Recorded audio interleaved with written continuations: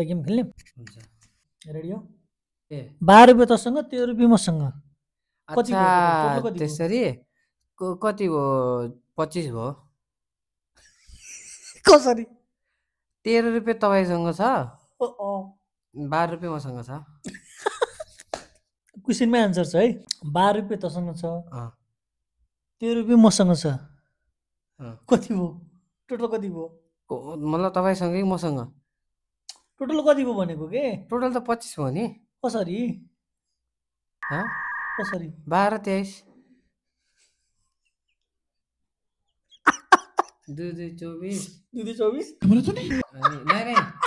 2 2 4 1 1 2 अनि 1 मा जोड 24 यो भिडियो नहाल्नु होला सरी 25 भयो तुमसे ना हो पाएगा कहाँ कसरी हँ? 25 भयो कसरी 13 रुपियाँ तपाईँसँग हुनु छ उम्, 12 रुपियाँ मसँग छ उम्, 12 12 24 हुन्छ उम्। त अब 13 तपाईँसँग एक्स्ट्रा 1 रुपियाँ थम्छ 25 भयो लगाइ जसले सही आन्सर दिन सक्छ त्यसलाई चाहिँ स्पेशल गिफ्ट रहेको छ है